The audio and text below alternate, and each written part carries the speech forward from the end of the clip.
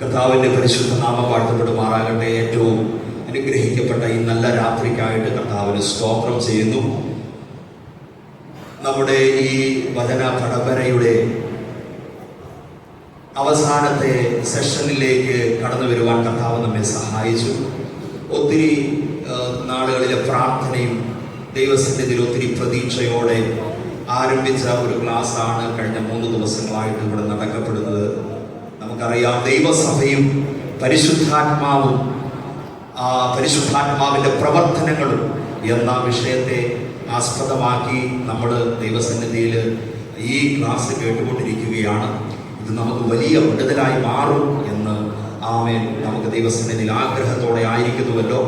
ഇന്നലെയും മിനിഞ്ഞാന്നുമായിട്ട് വന്ന ദൈവമക്കൾ എത്ര പേർക്ക് ആമേൻ അത് അനുഭവത്തിൽ നിന്ന് പറയും, ഈ ക്ലാസ് എനിക്ക് അനുഗ്രഹമായിരുന്നു. വ്യക്തിപരമായിട്ട് എന്നോട് പറഞ്ഞ പ്രിയപ്പെട്ടവരൊക്കെ ഉണ്ട്. അതെ, ഈ ക്ലാസ് നമുക്കൊരു വലിയ നമ്മുടെ വ്യക്തിത്വത്തിന് തന്നെ ഒരു വലിയ മാറ്റം ഉളവാക്കുവാൻ ദൈവം സഹായിക്കട്ടെ എന്ന് ആത്മാർത്ഥമായിട്ട് ദൈവസന്നിധിയിൽ പ്രാർത്ഥിക്കുന്നു. ഈ 3 ദിവസങ്ങളിൽ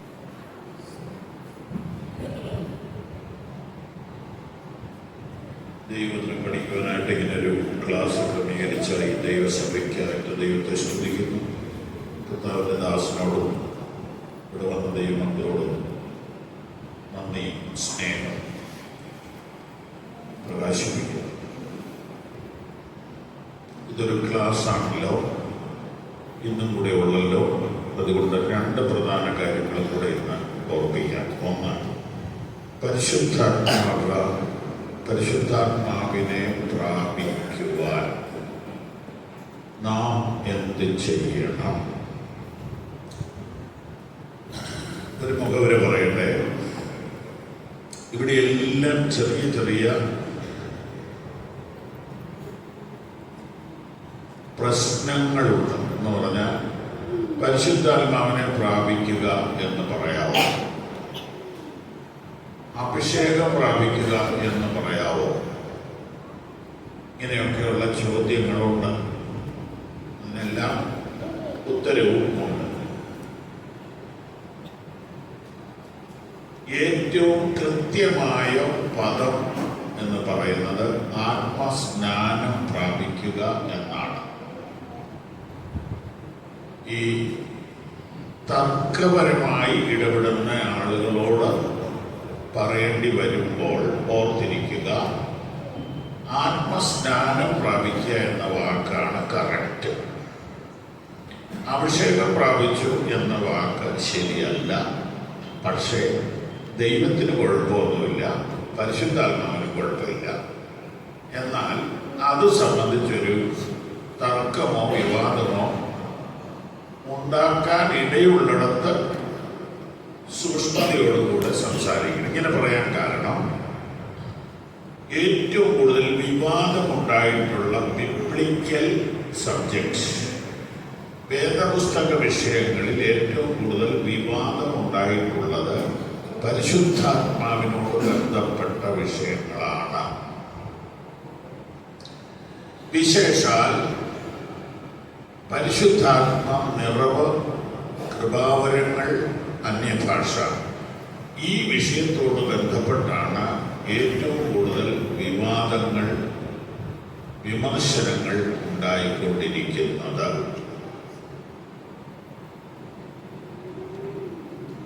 ഒരു ചോദ്യം, പരിശുദ്ധാത്മാവില്ലാത്ത ഒരു സഭയുടെ പേര് പറയാമോ?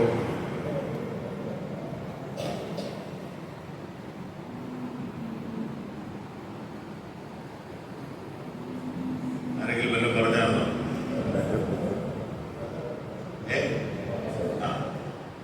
മൈനസ് മാർക്കാണ്.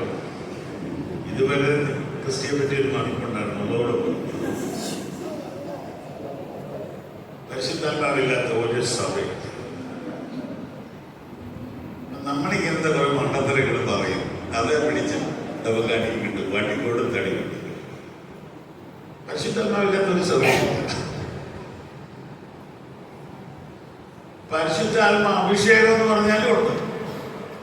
അതൊക്കെ വ്യാഖ്യാനത്തിലെ പ്രശ്നം. അപ്പോ ലോകത്തിലെ എല്ലാ ക്രിസ്തീയ സഭയ്ക്കും പരിശുദ്ധാത്മാവുണ്ട്.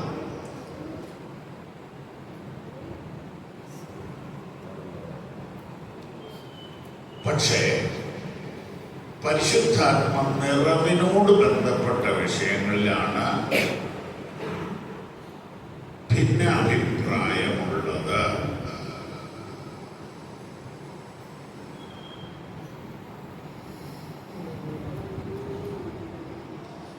നമ്മൾ ഉത്സാഹമുള്ളവരും ഉണർവുള്ളവരുമാണ് ആയതിനാൽ പഠനം കുറവുള്ളവരാണ്. അതുകൊണ്ട് തന്നെ പരിശുദ്ധാത്മാവിനോട് ബന്ധപ്പെട്ട വിഷയങ്ങളിൽ വേണ്ടത്ര അറിവ് നമുക്ക് ഇല്ലെങ്കിൽ നമ്മളെ അസ്വസ്ഥരാക്കും ഈ വിഷയത്തിൽ ചിലരൊക്കെ.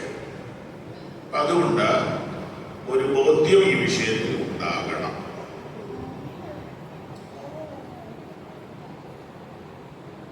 പരിശുദ്ധാത്മാവിനെ പ്രാപിച്ചിട്ടുണ്ടോ എന്നൊരാളോട് ചോദിക്കാം. തെളിവ് അപ്പോസ്തല പ്രവൃത്തി 19:1-2-3 ഒന്ന് വായിച്ചേക്കാവോ?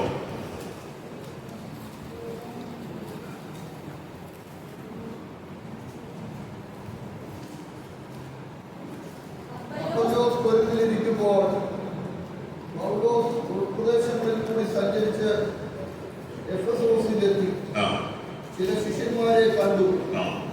നിങ്ങൾ വിശ്വസിച്ചിട്ട് പരിശുദ്ധാത്മാവിനെ പ്രാപിച്ചുവോ എന്ന് അവരോട് ചോദിച്ചത്. ഇതാണ് തെളിവ്. പരിശുദ്ധാത്മാവിനെ പ്രാപിച്ചുവോ എന്ന് ഒരു വ്യക്തിയോട് ചോദിക്കാം.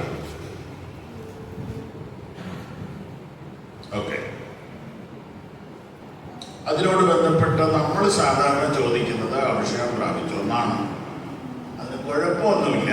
എങ്കിലും ഒരു വേദപുസ്തക പഠനത്തോടുള്ള ബന്ധത്തിൽ ആ ചോദ്യം പൂർണ്ണമല്ല.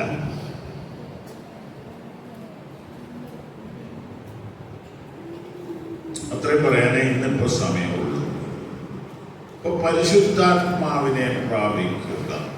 രണ്ടാമത്, ആത്മസ്നാനം എന്ന വാക്കാണ് ഏറ്റവും കറക്റ്റ് എന്ന് പറയാൻ നമുക്ക് ഒത്തിരി തെളിവുണ്ട്.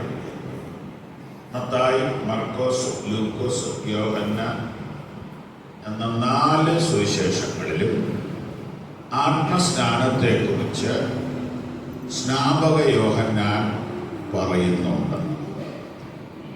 അദ്ദേഹം പറയുന്നത് ഇങ്ങനെയാണ്: ഞാൻ നിങ്ങളെ മാനസാന്തരത്തിനായി വെള്ളത്തിൽ സ്നാനം കഴിപ്പിക്കുന്നു. എൻ്റെ പിന്നാലെ വരുന്നവൻ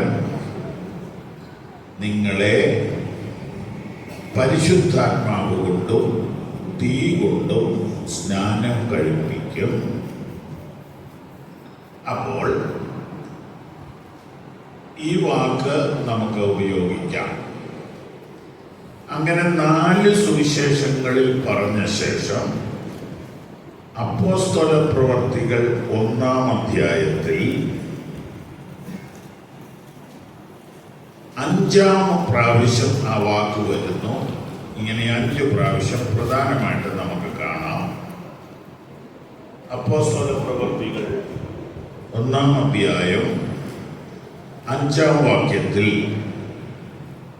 യോഹന്നാൻ വെള്ളം കൊണ്ട് സ്നാനം കഴിപ്പിച്ചു. നിങ്ങൾക്കോ ഇനി ഏറെ നാൾ കഴിയും മുമ്പേ പരിശുദ്ധാത്മാവ് കൊണ്ട് സ്നാനം ലഭിക്കുമെന്ന് കൽപ്പിച്ചു. 5-ാമത്തെ പ്രാവശ്യവും പറയുകയാണ്. അപ്പോൾ ഓർക്കണം, കഴിഞ്ഞ 3.5 കൊല്ലമായി ഈ വിഷയം ചർച്ച ചെയ്യുന്നെങ്കിലും നടന്നിട്ടില്ല. അത് വരാൻ പോകുന്നു എന്ന് സ്നാപക യോഹന്നാൻ ആവർത്തിച്ചു പറഞ്ഞു. ക്രിസ്തു വന്നപ്പോൾ ക്രിസ്തു മരിച്ചു, ഉയർത്തെഴുന്നേറ്റ ശേഷം പറയുകയാണ്, ഇനി വൈകത്തില്ല. അതിന് നിങ്ങളുടെ ഭാഗത്തുനിന്നൊരു കാര്യമുണ്ട്. അത് അപ്പോസ്തല പ്രവൃത്തി 1:4 ഒന്ന് വായിക്കാമോ? അങ്ങനെ ആ അവനുമായി കൂടിയിരിക്കുമ്പോൾ നിങ്ങൾ ഇവിടെ നിന്ന് തിരിച്ചു പോകാതെ ഒന്ന് വായിച്ചു. അങ്ങനെ അവൻ അവനുമായി കൂടിയിരിക്കുമ്പോൾ അവരോട്, നിങ്ങൾ യെരൂശലേമിൽ നിന്ന് വാങ്ങിപ്പോകുക എന്ന് പറഞ്ഞ വാക്ക് നമ്മൾ ഉപയോഗിക്കുന്നില്ല. തിരിച്ചു പോകാതെ എന്ന്. തിരിച്ചു പോകാതെ എന്നോട് കേട്ടാന്ന് പറഞ്ഞാൽ ഞാൻ പറഞ്ഞ പിതാവിന്റെ വാഗ്ദത്തം, അതിനായിട്ട് നിങ്ങൾ എന്ത് ചെയ്യണം? അപ്പൊ ആത്മസ്നാനം നിങ്ങൾക്ക് ലഭിക്കണമെങ്കിൽ നിങ്ങൾ കാത്തിരിക്കണം. ഇന്നിപ്പോ നമ്മൾ അതിലോട്ടങ്ങ് കയറാം, അല്ലെങ്കിൽ ഒന്നും തീരത്തില്ല. അപ്പൊ പരിശുദ്ധാത്മാവിനെ പ്രാപിക്കാൻ അഥവാ ആത്മസ്നാനം പ്രാപിക്കാൻ എന്ത് ചെയ്യണം? ഞാൻ എൻ്റെ പഠനത്തിൽ ഒരു 10 കാര്യം ഒന്നിങ്ങനെ കുറിച്ച് വെച്ചിട്ടുണ്ട്. അത് നിങ്ങളോട് പറയാം. നിങ്ങളുടെ പഠനത്തിൽ അതിൽ കൂടുതലുണ്ടെങ്കിൽ നല്ല കാര്യം. നമുക്ക് ഒരു ഓർഡറിൽ അതങ്ങ് പഠിക്കാം. 1, സുവിശേഷം വിശ്വസിക്കുക. വാക്യം അപ്പോസ്തല പ്രവൃത്തികൾ 2:38. പത്രോസ് അവരോട്, നിങ്ങൾ മാനസാന്തരപ്പെട്ട് നിങ്ങളുടെ പാപങ്ങളുടെ മോചനത്തിനായി ഓരോരുത്തർ യേശുക്രിസ്തുവിന്റെ നാമത്തിൽ സ്നാനമേൽക്കും, എന്നാൽ പരിശുദ്ധാത്മാവ് എന്ന ദാനം ലഭിക്കും. ഇതാണ് ബൈബിളിൽ കാണുന്ന ഒന്നാമത്തെ വ്യവസ്ഥ. മാനസാന്തരപ്പെട്ട് സ്നാനപ്പെടുകയും, അതായത് സുവിശേഷം അംഗീകരിക്കുക, എന്നാൽ പരിശുദ്ധാത്മാവ് എന്ന ദാനം ലഭിക്കും. 2, ദാഹം അഥവാ ആവശ്യബോധം ഉണ്ടാകുക.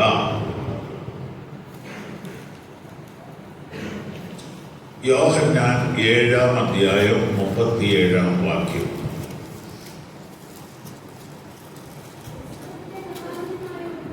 ഇച്ചിരിയൊക്കെ ഓടെയും കൂട്ടാവല്ലോ.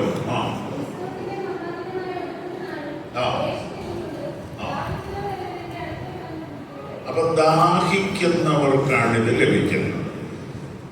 വ്യക്തമായല്ലോ. ഇന്നലെയൊക്കെ വായിച്ചതാണ്. അത് പരിശുദ്ധാത്മാവിനെ കുറിച്ചാണ് പറയുന്നത്. ഇവിടെ ഒരു വിശദീകരണം ആവശ്യമുണ്ട്. അത് നിങ്ങൾക്ക് ചോദിക്കാം, പക്ഷെ നിങ്ങൾ ചോദിക്കുകയില്ല, സമയമില്ലാത്തതുകൊണ്ട്. ആ ചോദ്യം ഇതാണ്: ദാഹമുണ്ടാകാൻ എന്ത് ചെയ്യണം?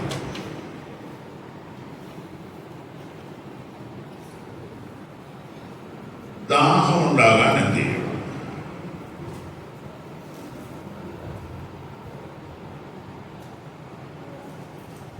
ആവശ്യബോധമാണ് ഈ ദാഹം എന്ന് പറയുന്നത്. ഇപ്പോ ശാരീരിക ദാഹം ഉണ്ടാകണമെങ്കിൽ ഓടിയാൽ മതി. അധ്വാനം, വെയിൽ കൊള്ളുക, അധ്വാനിക്കുക, ഇതൊക്കെ ചെയ്ത ദാഹമുണ്ടാകും. എന്നാൽ ഒരു വാച്ച് മേടിക്കണം എന്ന ആവശ്യബോധം, ആഗ്രഹം ഉണ്ടാകണമെങ്കിൽ ഓടിയതുകൊണ്ട് കാര്യമില്ല. ഒരു ഷൂസ് മേടിക്കണം, അത് വുഡ്ലാൻഡിന്റെ തന്നെ വേണം എന്നൊരു ചെറുപ്പക്കാരൻ പറയുന്നെങ്കിൽ അത് ആ ദാഹം അധ്വാനിച്ചാൽ ഉണ്ടാകത്തില്ല.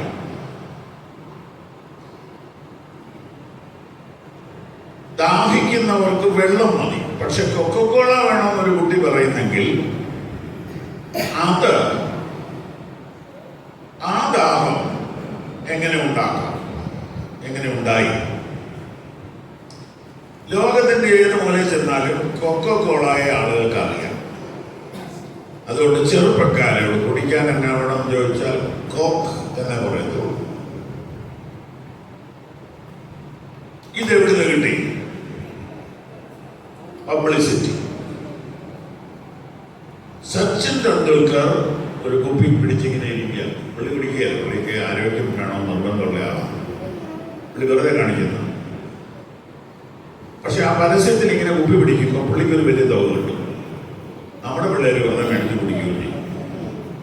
അപ്പൊ ഈ ദാഹം ഉണ്ടാക്കിയത് സച്ചിനാണ്. അഥവാ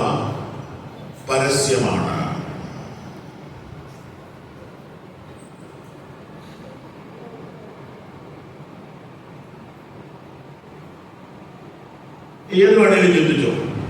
ഒരു വീട് പണിയാണ്, അതിൻ്റെ ടാപ്പ് ഏത് വെക്കണം, ക്ലോസറ്റ് ഏത് വെക്കണം എന്നൊക്കെ ചിന്തിക്കുമ്പോൾ അറിയപ്പെടുന്ന കമ്പനിയുടെ സാധനം നമ്മൾ മേടിക്കും.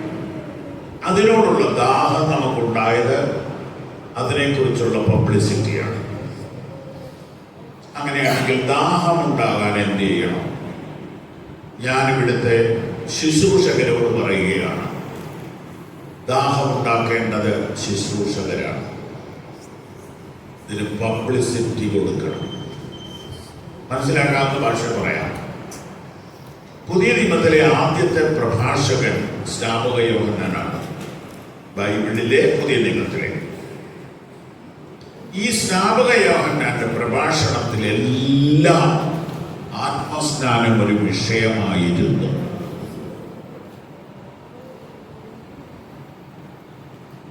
അത് കേട്ടവരുടെ എല്ലാ ഉള്ളിൽ ദാഹമുണ്ടായി. അതുകൊണ്ടാണ് 120 പേരുള്ള സംഘം ഒറ്റയടിക്ക് ആത്മസ്നാനം പ്രാപിച്ചത്. അത്രമാത്രം ദാഹം അവരിൽ ക്രിയേറ്റ് ചെയ്യാൻ സ്നാപകന് കഴിഞ്ഞു. ദൈവദാസന്മാരെ, നിങ്ങളുടെ കഴിഞ്ഞകാല ശുശ്രൂഷയാ ദൈവമക്കൾക്ക് ആത്മാവിനെ പ്രാപിക്കാൻ ദാഹമുണ്ടായോ?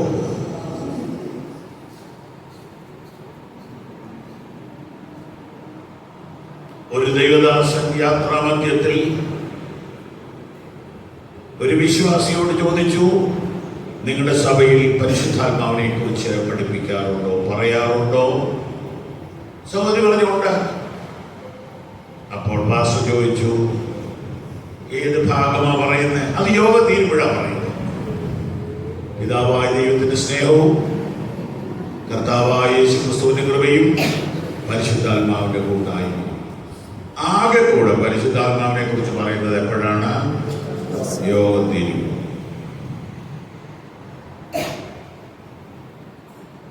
യാക്കോബായ, കത്തോലിക്ക, മാർത്തോമ, ഇവാഞ്ചലിക്കൽ, CSI, പെന്തക്കോസ്ത് എല്ലായിടത്തും ഇത് തീരുമ്പോൾ പറയുന്ന ഒരു സാധനമാണ് പരിശുദ്ധാത്മാവിന്റെ കൃപ നിങ്ങളോട് ഉണ്ടെങ്കിൽ.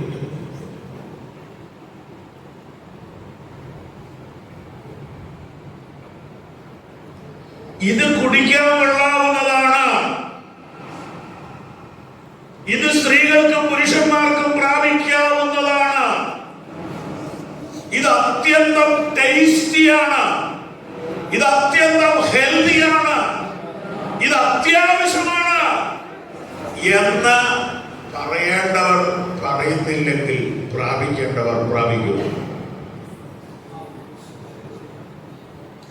കുട്ടികൾക്ക് പോഷകാഹാരം കൊടുക്കുവാൻ മാതാപിതാക്കൾ ഉത്സാഹിക്കുന്നത് പോലെ ശുശ്രൂഷകന്മാർ ദൈവസഭയിൽ ആത്മസ്നാനത്തെ കുറിച്ച് പറയാൻ, ആവർത്തിച്ചു പറയാൻ ഉത്സാഹിച്ചില്ലെങ്കിൽ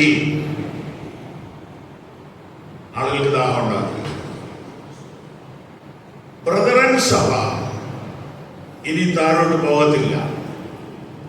പക്ഷെ പെന്തക്കോസ്ത് സഭ ഈ വിഷയം പറയുന്നില്ലെങ്കിൽ ബ്രദറൻ സഭയായി മാറും.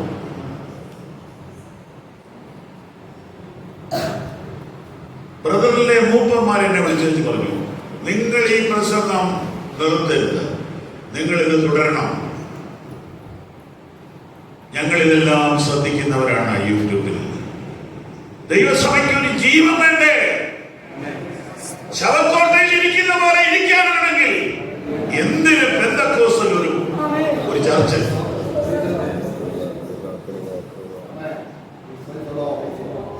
ഇത് ചലിക്കുന്ന സഭയാ, ഇത് ചലിപ്പിക്കുന്ന സഭയാ, ഇത് ജീവിക്കുന്ന സഭയാ, ഇത് ജീവിപ്പിക്കുന്ന സഭയാ.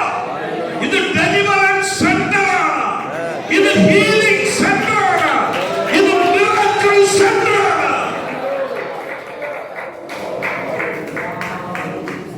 ദൈവദാസന്മാരെ,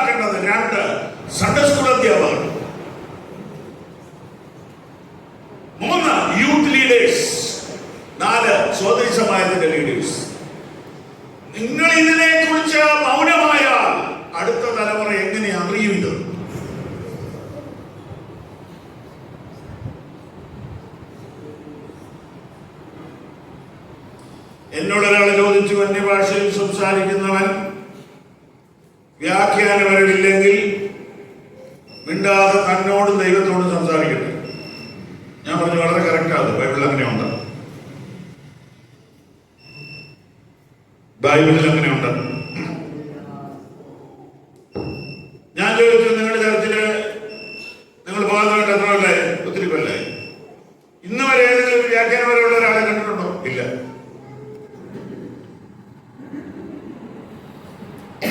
വ്യാഖ്യാനം ഉണ്ടോ എന്ന് എങ്ങനെയാണ് അറിയുന്നത്? വ്യാഖ്യാനം നെറ്റിയിൽ എഴുതിക്കൊണ്ട് വരുമോ? ഞാൻ വ്യാഖ്യാനം വന്നിട്ടുണ്ടോ? അന്യഭാഷ പറഞ്ഞു ഇല്ല. അപ്പൊ ഇത് ഓപ്പറേറ്റ് ചെയ്താലല്ലേ ഇതൊക്കെ ഉണ്ടോന്ന് അറിയാൻ പറ്റുള്ളൂ. വിശദീകരിക്കാൻ സമയമുണ്ടെങ്കിൽ ഒറ്റ കാര്യം പറഞ്ഞു പോട്ടെ. ദാഹം ഉണ്ടാക്കണം.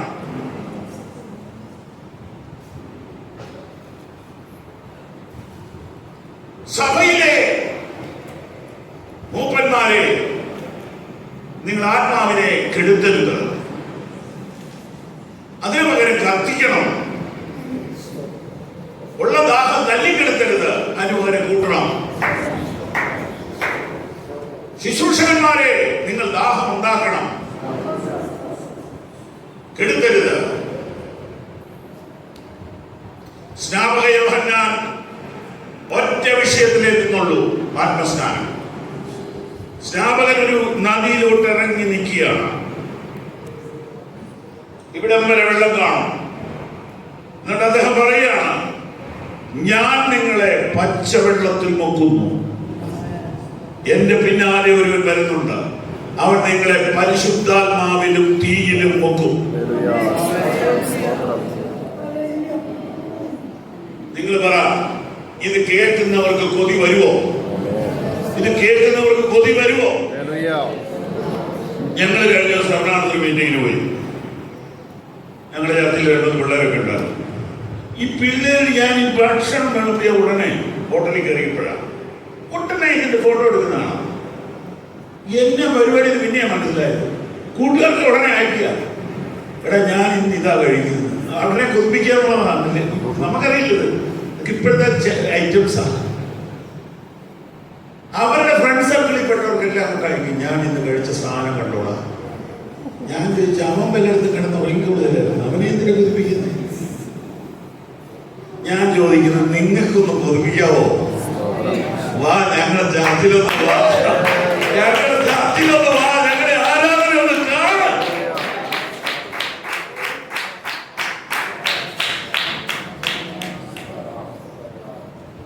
Praise the Lord. Praise the Lord. ഒരു മനുഷ്യൻ രാവിലെ ഓടാൻ പോകും. ഓടാൻ പോയിട്ട് തിരിച്ചു വരുമ്പോൾ ചർച്ചിലോട്ട് പോകുന്ന വിശ്വാസികളെ കാണാം. ഒരു ദിവസം ഒരു വിശ്വാസി സുചനം പറയാനുള്ള താല്പര്യം കൊണ്ടാവും സഹോദരി ഈ ഓടുന്ന അവരോട് ചോദിച്ചു, ചർച്ചിലേക്ക് വരാൻ പാടില്ല ഞങ്ങളോട്. ഓടുന്നവളെ നിങ്ങളോട് ചോദിച്ചു, എത്ര കാലമായി ചർച്ചിൽ പോണു? 10 കൊല്ലം. ചേച്ചിയുടെ മുഖം കണ്ടിട്ട് വരാൻ തോന്നുന്നില്ലല്ലോ. ഓടിയിട്ട് വരുന്ന എനിക്ക് ചേച്ചിയേക്കാൾ ഗുണമുണ്ടല്ലോ. നമ്മുടെ മോഹത്ത് മനസ്സിലാക്കണം നമ്മുടെ ചർച്ചിന്റെ ഗുണം, നമ്മുടെ ആരാധനയുടെ ഗുണം. അവിടെ പോയാൽ ഒരു വ്യത്യാസം സംഭവിക്കും എന്ന് ജനങ്ങളുടെ ഇടയിൽ ഒരു സംസാരം ഉണ്ടാകട്ടെ.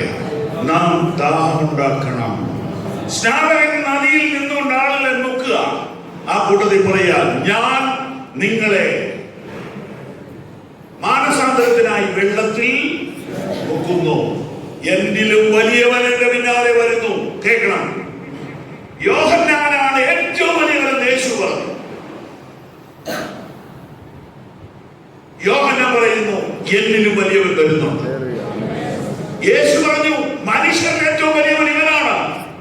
യോഹന്നാൻ പറഞ്ഞു എന്നിലും വലിയവൻ അവനാണ്. യോഹന്നാനെ എന്താണ് അവന്റെ വലിപ്പം? അവന്റെ വലിപ്പം അവന്റെ ശുശ്രൂഷയിലാണ്. എന്റെ ശുശ്രൂഷ വെള്ളത്തിലാണ്, അവന്റെ ശുശ്രൂഷ തീയിലാണ്. അവൻ വലിയവനാ. ഇന്ന് രാത്രി ആ തീയിലുള്ള ഒരു സ്നാനം ഇവിടെ വന്നവരെ സംഭവിക്കട്ടെ.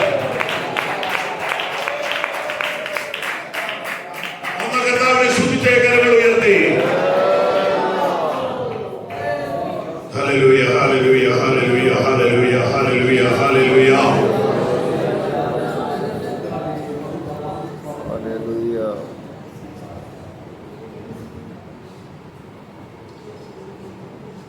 ഇനി അദ്ദേഹം ഒരു ആക്ഷൻ കാണിച്ചു എന്ന് ഞാൻ വിചാരിക്കുക.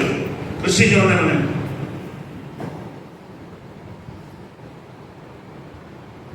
സ്നാനപ്പെടുത്തുന്ന ആളോട് ചോദിച്ചിട്ട് അദ്ദേഹത്തെ വെള്ളത്തിൽ മുക്കും. മുന്നോട്ട് തുടങ്ങി ഈ ചെറുക്കൻ ബലം പിടിച്ചാൽ എന്നെ കൊണ്ട് മുക്കാൻ നോക്കുക. അത് കാരണം ഞാൻ സ്നാനപ്പെടുന്ന വരുമ്പോ പിള്ളേരോട് പറയും ബലം പിടിക്കരുത്. ചിലർക്ക് പേടിയാ, ചിലർക്ക് വെപ്രാളമാണ്. അങ്ങനെ 2 പ്രാവശ്യമൊക്കെ മുക്കേണ്ടി വന്നിട്ടുണ്ട്. ചിലർക്ക് 3 നടക്കുന്ന കണ്ടിട്ടുണ്ട്. ഏതായാലും വെള്ളത്തിൽ സ്നാനം കംപ്ലീറ്റ് മുങ്ങിയില്ലെങ്കിൽ കണ്ടു നിൽക്കുന്നൊരു പ്രശ്നമുണ്ടാകും. ഒന്നുകൂടെ മുക്കണമെന്ന് പറയും. ആത്മസ്നാനത്തിന് എന്താ പറയാത്തെ? ആത്മസ്നാനത്തിന് എന്താ പറയാത്തെ? തൊട്ട് നേറ്റാൽ മതിയോ? പച്ചവെള്ളത്തിൽ മുങ്ങുമോ? ഒന്നുകൂടെ മുങ്ങണം. ശരി, മുങ്ങിയേക്കാം. ആത്മസ്നാനത്തിന് എത്ര മുങ്ങണം? പറ. തലമുടി മുതൽ പെരുവിരൽ വരെ ആത്മാവിൽ നിറയണം.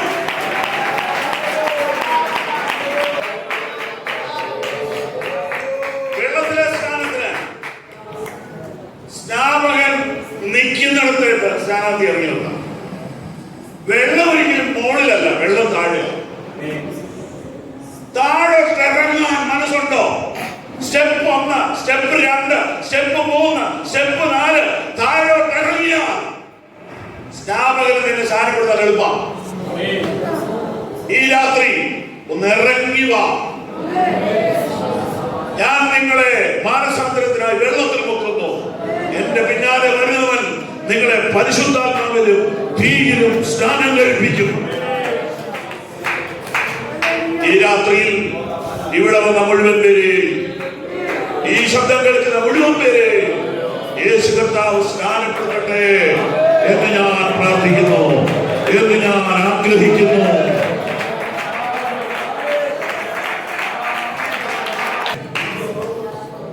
നമ്മുടെ കാലുകൾ വെള്ളത്തിലേക്ക് മുങ്ങുന്നു. അത് നമ്മുടെ നടപ്പിനെ കാണിക്കുന്നു. നമ്മുടെ മുട്ടുകൾ ദൈവത്തിലെ വെള്ളത്തിൽ മുങ്ങുന്നു, അല്ലെങ്കിൽ പരിശുദ്ധാത്മാവിൽ മുങ്ങുന്നു. അത് നമ്മുടെ ആത്മാവിലുള്ള പ്രാർത്ഥനയെ കാണിക്കുന്നു. പ്രാർത്ഥനാ ജീവിതം മടുത്തുപോയവരെ ഞാൻ നിങ്ങളോട് സ്നേഹത്തോടെ പറയുന്നു, ഇന്ന് രാത്രി കണ്ണുനീരോടെ പ്രാർത്ഥിക്ക്. ആത്മാവിന്റെ ഒരു പകർച്ചയുണ്ടായ നിങ്ങളുടെ പ്രാർത്ഥനയ്ക്ക് ഒരു മാറ്റം സംഭവിക്കും. നിങ്ങളുടെ പ്രാർത്ഥനയ്ക്ക് ഒരു മാറ്റം സംഭവിക്കും. നിങ്ങളുടെ പ്രാർത്ഥനാ ജീവിതം അടിച്ചു പണിയും. അവിടെ നിന്ന് നിങ്ങൾ വീണ്ടും താഴോട്ട് ഇറങ്ങുമ്പോൾ നമ്മുടെ പ്രൈവറ്റ് ലൈഫിലേക്ക് ആത്മാവിന്റെ സ്വാധീനം വരും. ലോകത്തിൽ ആരും അറിയാത്ത നമ്മുടെ പ്രൈവറ്റ് ലൈഫിലേക്ക് ഹോളി സ്പിരിറ്റിന്റെ സ്വാധീനം വരും. അത് കഴിഞ്ഞ് നമ്മുടെ ഹാർട്ടിലേക്ക്, ലിവറിലേക്ക്, നമ്മുടെ വോക്കൽ കോഡിലേക്ക്, കണ്ണിലേക്ക് എല്ലാം ഇതിന്റെ സ്വാധീനം വരികയാണ്. ആത്മീയമായി അർത്ഥമെടുത്ത് മനസ്സിലാക്കണം. നമ്മുടെ എല്ലാ ഇമോഷൻസും, നമ്മുടെ എല്ലാ ചലനങ്ങളും പരിശുദ്ധാത്മാവ് കൺട്രോൾ ചെയ്യണം. നമ്പർ 2, ദാഹമുണ്ടാകുക. യോഹന്നാൻ സ്നാപകൻ ഒരു തലമുറയ്ക്ക് ദാഹമുണ്ടാക്കി. ഞാനിവിടെ വരുന്ന മുഴുവൻ ലീഡേഴ്സിനോടും, ചെറുപ്പക്കാരോട്, പാസ്റ്റേഴ്സിനോട്, സഭാമൂപ്പന്മാരോട് പറയുന്നു, നിങ്ങൾ ദൈവസഭയ്ക്ക്, അടുത്ത തലമുറയ്ക്ക് ദാഹമുണ്ടാക്കണം.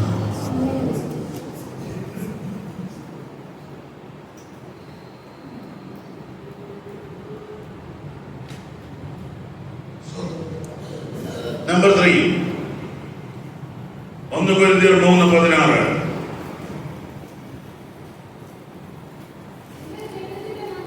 നിങ്ങൾ ദൈവത്തിന്റെ മന്ദിരമെന്നും. അതെ, 3-ാമത്തെ കാര്യം ആത്മാവിനെ അറിയുക, അവയർനെസ്. 4-ാമത്തെ കാര്യം അപ്പോസ്തലപ്രവൃത്തി 1:4.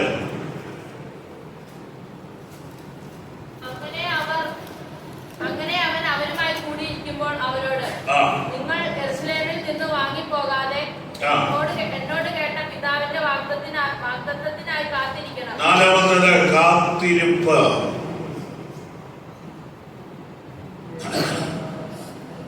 ഒരു 25 കൊല്ലം മുമ്പ് സഭകളിൽ കാത്തിരിപ്പ് യോഗം ഉണ്ടായിരുന്നു.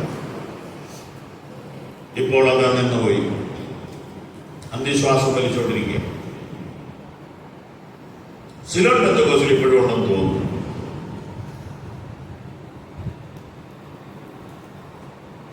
പെന്തക്കോസ്ത് സഭയിൽ എല്ലാ ശനിയാഴ്ചയും കാത്തിരിപ്പ് യോഗം ഉണ്ടായിരുന്നു. മടക്കിക്കൊണ്ടുവരാൻ ഉത്സാഹിക്കുക. കാത്തിരിപ്പ് യോഗം. കാത്തിരിപ്പ് യോഗത്തിന്റെ പ്രത്യേകത എന്നാ? കാത്തിരിപ്പ് യോഗത്തിന്റെ പ്രത്യേകത അതിന് പ്രത്യേകം പാട്ടുണ്ട്, അതിന് പ്രത്യേക പ്രാർത്ഥനയുണ്ട്, അതിന് പ്രത്യേക ഇരിപ്പ് തന്നെയുണ്ട്. അങ്ങനെ കാത്തിരിപ്പ് യോഗമാണെങ്കിൽ കഴിവുണ്ട് താഴെ ഇറങ്ങിയിരിക്കും. അതിന് പറ്റിയ പാട്ട് പാടും. തീ കത്തിക്ക എന്നിൽ, തീ കത്തിക്ക സ്വർഗീയ രാജാവേ, തീ കത്തിക്ക.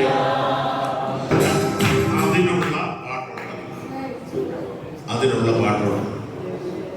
എരിയുന്ന തീ സമമാ ദിവ്യജീവൻ തരിക നീ പരനെ നിരന്തരമാ, എന്നിൽ തരിക നീ പരനെ നിരന്തരമാ. ഇങ്ങനെ അനേക പാട്ടുകൾ. അതെല്ലാം കാലഹരണപ്പെട്ടുകൊണ്ടിരിക്കുന്നു. ഞാൻ ഈ പുസ്തകം എഴുതിയിട്ട് 4 കൊല്ലമാകുന്നു. ഇത് സംബന്ധിച്ചൊരു ഗാനത്തിന് വേണ്ടി ഇങ്ങനെ എപ്പോഴും പ്രാർത്ഥിക്കുമായിരുന്നു. ഈ കഴിഞ്ഞ ഒക്ടോബറിലെ ഒരു നീണ്ട യാത്രയിൽ 10-16 മണിക്കൂർ യാത്ര ചെയ്തപ്പോൾ ഈ പുതിയ ഗാനം പിറക്കാൻ ഇടയായി. അത് പരിശുദ്ധാത്മാവിനെ പ്രാപിക്കുന്നവർക്ക് വേണ്ടി ഉള്ള ഒരു ഗാനമാണ്. പരിശുദ്ധാത്മാവേ എഴുന്നള്ളേണമേ, ദാഹത്തോടെ ആർത്തിയോടെ കാത്തിരിക്കും ഞങ്ങളെ. 5 പ്രാർത്ഥന. ലൂക്കോസ് 11:13.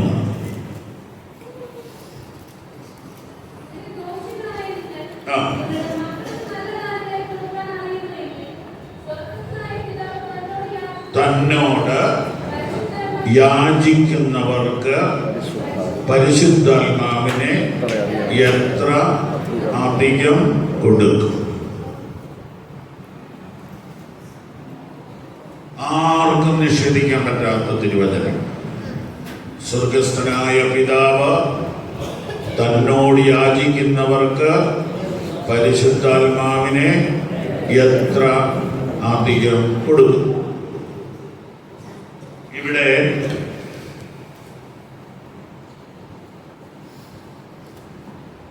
നമ്മുടെ ഈ ചെറിയ ബുദ്ധിയിൽ മനസ്സിലാകാത്ത ഒരു കാര്യമുണ്ട്. അതൊന്നും പറയാം. പരിശുദ്ധാത്മാവിനെ എങ്ങനെയാ പാസ്റ്ററെ അധികം കിട്ടുന്നത്? പരിശുദ്ധാത്മാവ് ഒരു വ്യക്തിയല്ലേ? അങ്ങനെ ന്യായമായ ഒരു ചോദ്യമുണ്ട്. ഇങ്ങനെ നമുക്ക് മനസ്സിലാകാത്ത ഒത്തിരി കാര്യം ബൈബിളിലുണ്ട്. ദൈവത്തെ നമുക്ക് മനസ്സിലായോ? ത്രിത്വം നമുക്ക് മനസ്സിലായോ? പരിശുദ്ധാത്മാവെന്ന വ്യക്തി വ്യത്യസ്തനാണ്. കുറച്ചും കൊടുക്കാം, കൂടുതലും കൊടുക്കാം. പരിശുദ്ധാത്മാവിന്റെ ശക്തി കൂടുതൽ വേണമെങ്കിൽ കൂടുതൽ തരാം. ഏലിയാവിനോട് എലീശ പറഞ്ഞു, നിന്റെ ആത്മാവിന്റെ ഇരട്ടി പങ്ക്. അങ്ങനെ കൊടുക്കാൻ പറ്റുമോ? അതെ, അങ്ങനെ സംഭവിച്ചല്ലോ. അങ്ങനെ സംഭവിച്ചു. വിവാദങ്ങളിലേക്ക് പോകണ്ട. യേശു പറഞ്ഞു, ഞാൻ വിശ്വസിക്കുന്നവർ സ്തോത്രം ചെയ്യുക. സ്വർഗസ്ഥനായ പിതാവ് തന്നോട് യാചിക്കുന്നവർക്ക് പരിശുദ്ധാത്മാവിനെ എത്രയധികം കൊടുത്തു.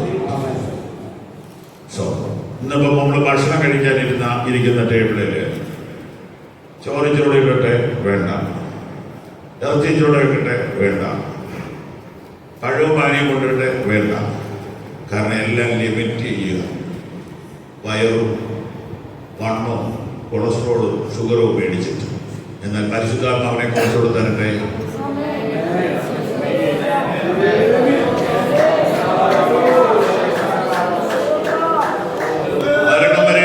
മരണം വരെയും എനിക്കധികം വേണം, എനിക്കധികം വേണം, എനിക്കധികം വേണം, എനിക്കധികം വേണം, എനിക്കധികം വേണം, എനിക്കധികം വേണം, എനിക്കധികം വേണം എന്ന് പ്രാർത്ഥിക്കുന്ന ഒരു സഭയായി നമ്മുടെ സഭകൾ മാറട്ടെ. ആറാമത്തെ കാര്യം, പ്രാർത്ഥിപ്പിക്കുക. അപ്പോസ്തല പ്രവൃത്തികൾ 8:14 മുതൽ 18 വരെ.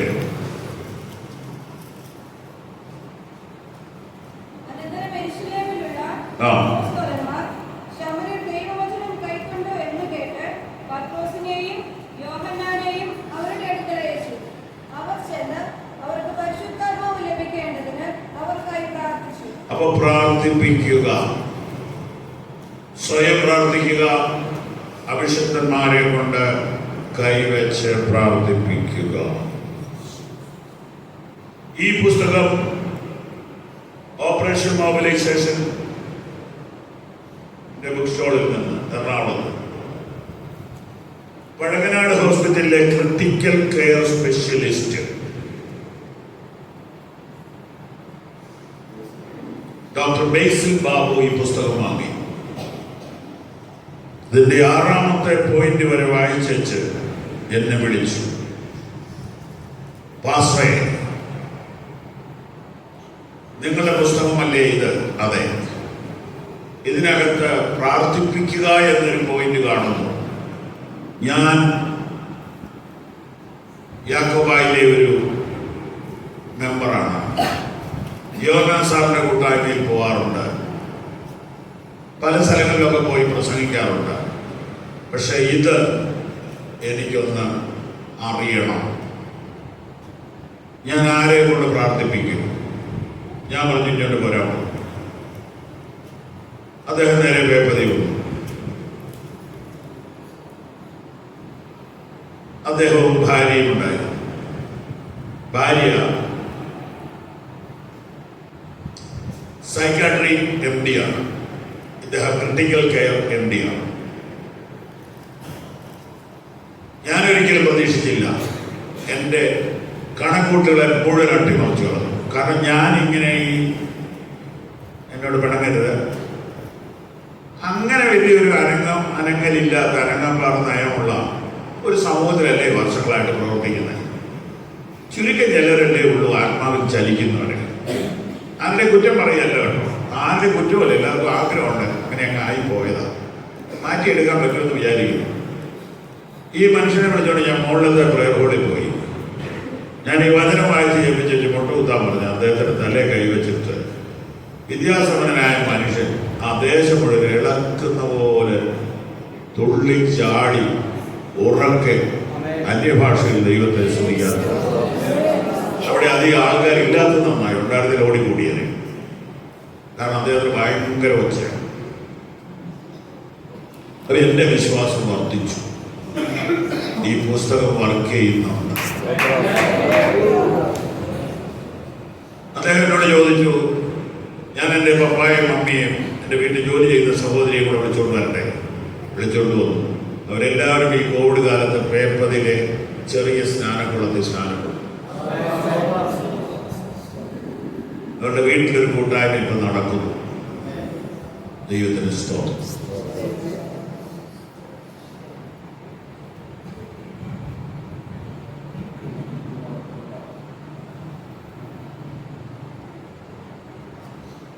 പ്രാർത്ഥിപ്പിക്കുക, പ്രാർത്ഥിപ്പിക്കുക. പ്രാർത്ഥിപ്പിച്ചിട്ട് ഗുണം കിട്ടാത്തോ അതിന് നമുക്ക് പിന്നെയും പ്രാർത്ഥിക്കുക തന്നെ, പിന്നെയും പ്രാർത്ഥിക്കുക. ക്ഷീണിക്കാതെ പ്രാർത്ഥിക്കുക, മടുക്കാതെ പ്രാർത്ഥിക്കുക, കിട്ടുവോളം പ്രാർത്ഥിക്കുക. എനിക്ക് ബൈബിളും യേശു കർത്താവ് പറഞ്ഞതും വിശ്വാസമാണ്. ഒരു സ്നേഹിതൻ അവൻ്റെ സ്നേഹിതൻ്റെ വീട്ടിൽ ചെന്ന് 1 മുട്ടി തുറന്നില്ല, 2 മുട്ടി തുറന്നില്ല, 3, 4, 5. അവൻ തടസ്സങ്ങളൊക്കെ പറഞ്ഞു, ഒടുവിൽ തുറന്നു. അത് കഴിഞ്ഞ് വായിക്കുകയാണ്, വേണ്ടുന്നിടത്തോളം കൊടുത്തു. ഇത് പരിശുദ്ധാത്മാവിനെ കുറിച്ചുള്ള കാര്യമാണെന്ന് ലൂക്കോസ് 11 എഴുതിയിരിക്കുന്നു. അങ്ങനെയാണെങ്കിൽ മുട്ടുവീ തുറക്കപ്പെടും, മുട്ടുവീ തുറക്കപ്പെടും. 1 തലമുറ കഴിഞ്ഞു, 2 തലമുറ കഴിഞ്ഞു, ആത്മസ്നാനം എന്ന അനുഭവമില്ലാത്ത ഭൂരിപക്ഷം ആളുകളെ കൊണ്ട് സഭകൾ നിറയുന്നു. ഇത് മാറ്റം വരാൻ വേണ്ടി ആരെങ്കിലും ഒരാൾ പറയണ്ടേ? അതെ, അത് പറഞ്ഞുകൊണ്ടിരിക്കുകയാണ്, അത് പ്രസംഗിച്ചുകൊണ്ടിരിക്കുകയാണ്. അതിൻ്റെ മാറ്റങ്ങൾ സമൂഹത്തിൽ കാണുന്നുണ്ട്. സ്വതന്ത്രം സ്വതന്ത്രം സ്വതന്ത്രം സ്വതന്ത്രം സ്വതന്ത്രം സ്വതന്ത്രം സ്വതന്ത്രം.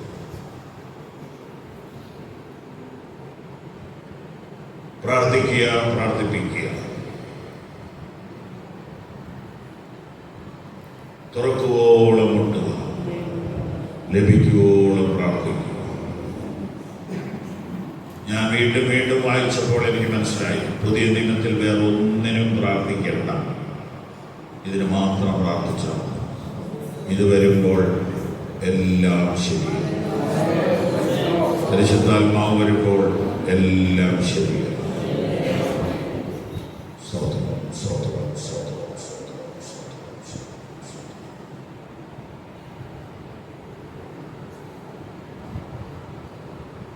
പെണ്ണമ്മ സന്യാസിനിയുടെ ജീവചരിത്രം എനിക്ക് വർഷങ്ങൾക്ക് മുമ്പ് വായിക്കാൻ കിട്ടി. അത് ഞാൻ വായിച്ചപ്പോൾ എനിക്ക് അത്ഭുതം തോന്നി. ഞാൻ അത് അതുപോലെ ഈ പുസ്തകത്തിനകത്ത് എഴുതിയിട്ടുണ്ട്.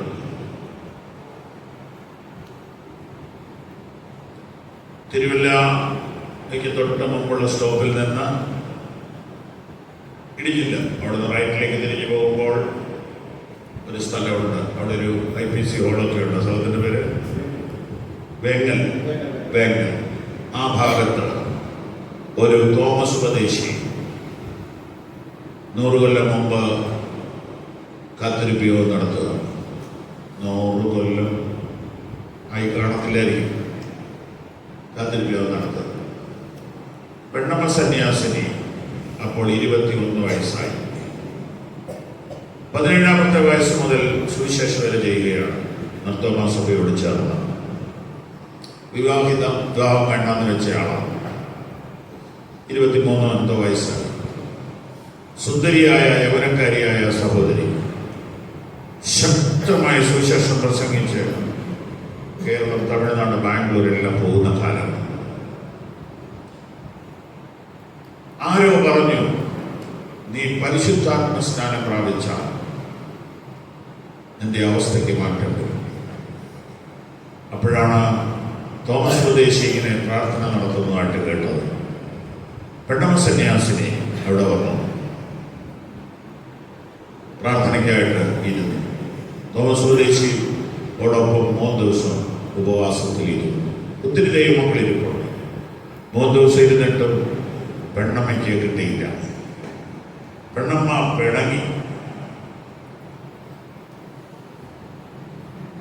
പിണങ്ങിയിട്ട് എഴുന്നേറ്റ് പുറകിലത്തെ ഭിത്തിയുടെ അവിടെ പോയി ചാരി. എന്നിട്ട് ഇങ്ങനെ പറഞ്ഞു കർത്താവിനോട്, നുണ പറയുന്നവരും അമ്മായിയമ്മയ്ക്ക് വെള്ളം കൊടുക്കാത്തവരും വയസ്സായ അപ്പനെ തിരിഞ്ഞു നോക്കാത്തവരും ഒക്കെ ഈ കിടന്ന് മറുഭാഷ പറയും. എനിക്ക് വേണ്ട, ഞാൻ നല്ല കുടുംബത്തിൽ ജനിച്ചു, ഞാൻ ഇവരെ പോലെ ഉള്ളതല്ല, എനിക്ക് വേണ്ട, ഇനി ഇങ്ങനത്തെ അഭിഷേകം വേണ്ട. അത് കുശുമ്പെന്ന് പറയും. കിട്ടാതെ വരുമ്പം പിന്നെ പുളിയാന്ന് പറയും. ആ പരിപാടി. അപ്പൊ അങ്ങനെ ഇരുന്നപ്പോൾ തോമസ് സ്വദേശിക്ക് ആത്മാവിൽ വെളിപ്പാടുണ്ട്. തോമസ് സ്വദേശി പറഞ്ഞു, പെണ്ണമ്മ പിണങ്ങിയിരിക്കുകയാണ്. പേരും പിണക്കമായിട്ട് യോജിക്കുന്നുണ്ട്. അതുകൊണ്ട് നമുക്ക് ഇനിയുള്ള ഒരു 10 മിനിറ്റ് വെണ്ണമയ്ക്ക് വേണ്ടി പ്രാർത്ഥിക്കാം. പാവപ്പെട്ട സൗകര്യമാരെല്ലാം നെഞ്ചെത്തടിച്ച് നിലവിളിച്ച് ദൈവമായി പെണ്ണമ്മയെ അവിടുത്തെ തേടുന്നത് പ്രാർത്ഥിച്ചു. നിങ്ങൾക്ക് കേൾക്കണോ? പിണങ്ങിയിരുന്ന പെണ്ണമ്മ ഒരു ദർശനം കാണുക. ഒരു സ്വർണ്ണ നിറത്തിലൊരു നക്ഷത്രം ഹോളിന്റെ മുകളിലേക്ക് വന്ന് വീഴും. കണ്ണടച്ചിരിക്കുക. ആ നക്ഷത്രം പെണ്ണമ്മയുടെ തലയിലേക്ക് വീഴും. പെട്ടെന്ന് പെണ്ണമ്മ അവിടുന്ന് തെറിച്ച് ഫ്രണ്ടി വന്നു.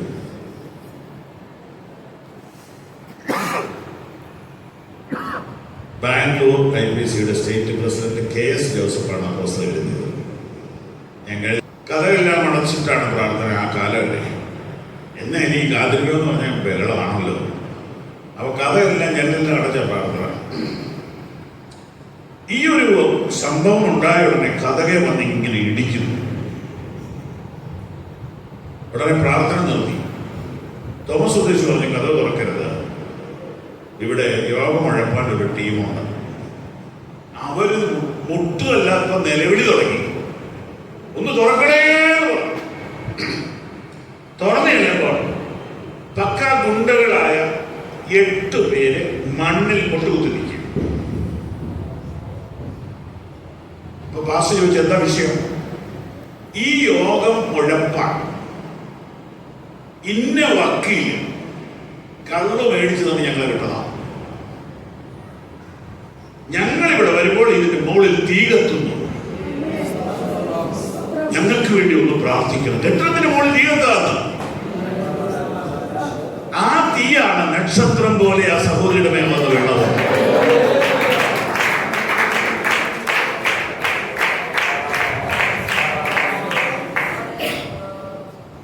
തോമസ് സ്വദേശി 6 പേരുടെ തലയിൽ കൈവച്ച് പ്രാർത്ഥിച്ചു.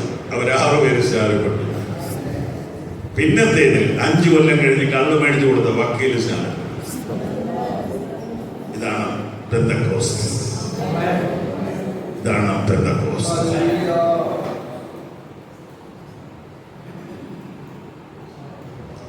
ഇതങ്ങോട്ട് ഒഴിവാക്കിയിട്ടുള്ള പരിപാടികളെല്ലാം കുറെ കഴിയണം, നിന്നുപോകും, ഓടത്തില്ല. നിങ്ങൾ ആത്മാവിനെ പ്രാപിക്കുകയും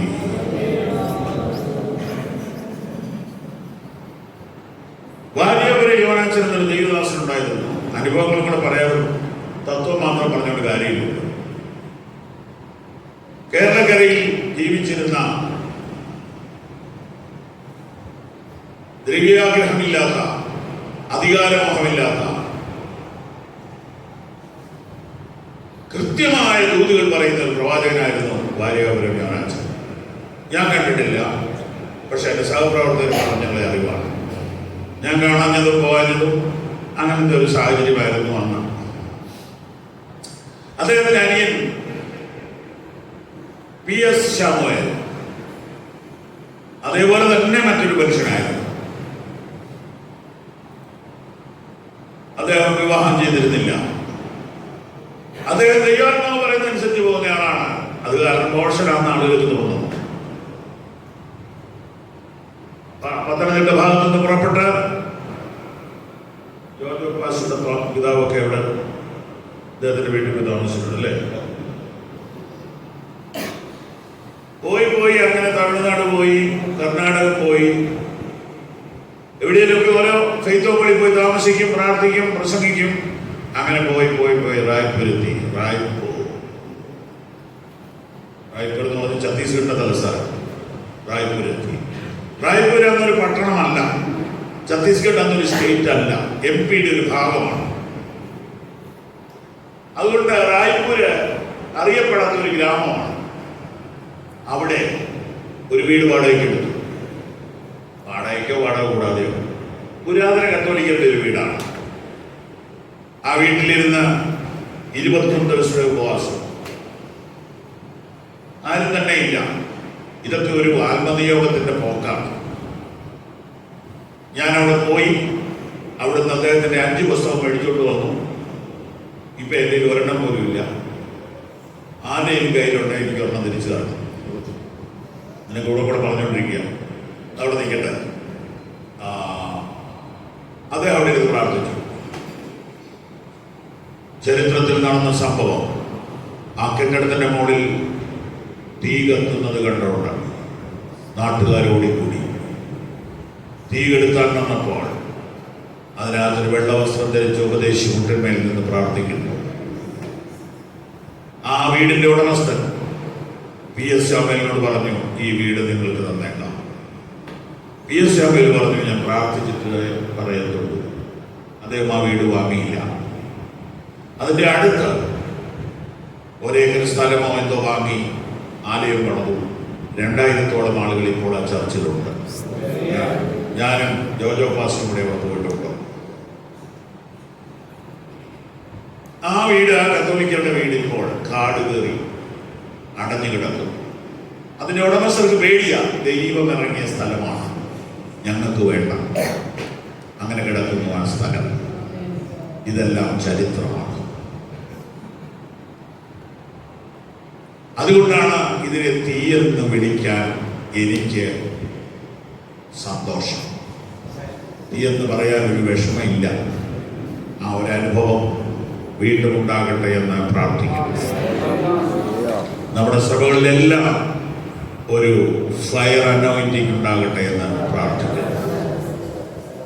ആത്മസ്നാനത്തിൻ്റെ ആഴമേറിയ അനുഭവങ്ങൾ നമ്മുടെ സഭയിൽ ഇനിയും ഉണ്ടാകട്ടെ എന്ന് പ്രാർത്ഥിക്കുന്നു. 7ാമത്തെ കാര്യം, പ്രാർത്ഥിപ്പിക്കുക എന്നത് 6ആണെങ്കിൽ 7ാമത്തേത് സ്തോത്രത്തിൽ ജാഗരിക്കുക. ലൂക്കോസിന്റെ സുവിശേഷം 24-ാം അധ്യായം 52-53.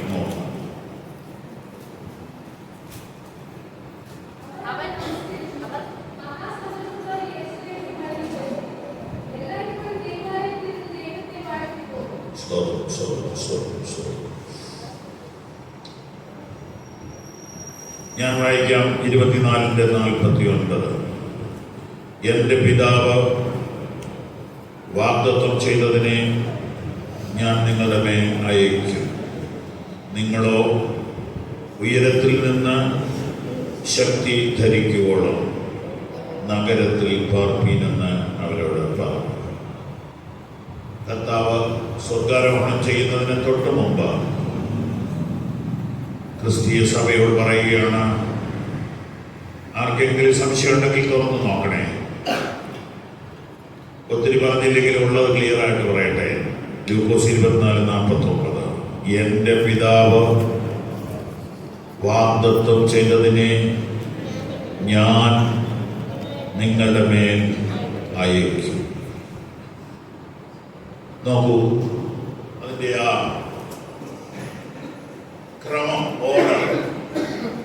പിതാവ് വാഗ്ദത്തം ചെയ്തു, പുത്രൻ തരുന്നു, പരിശുദ്ധാത്മാവ് വരുന്നു. ഓർഡർ കണ്ടോ? എൻ്റെ പിതാവ് വാഗ്ദത്തം ചെയ്തതിനെ ഞാൻ നിങ്ങളുടെ മേൽ അയക്കും. നിങ്ങളോ, ആരെങ്കിലും തുറക്ക വായിച്ചേ.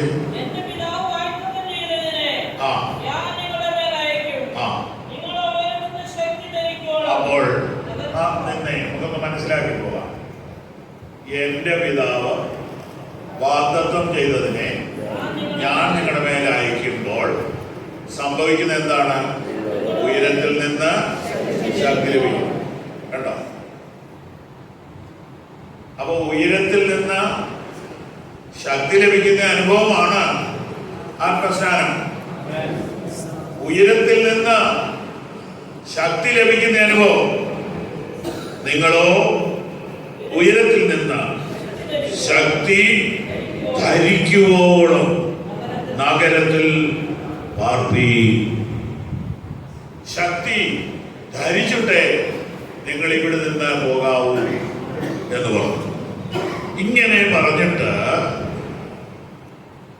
ശ്രദ്ധിച്ചോണേ, 50-ാം വാക്യം. അനന്തരം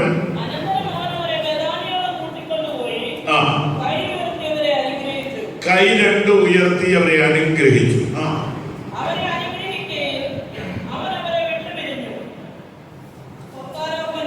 അങ്ങനെ കർത്താവ് പോയി.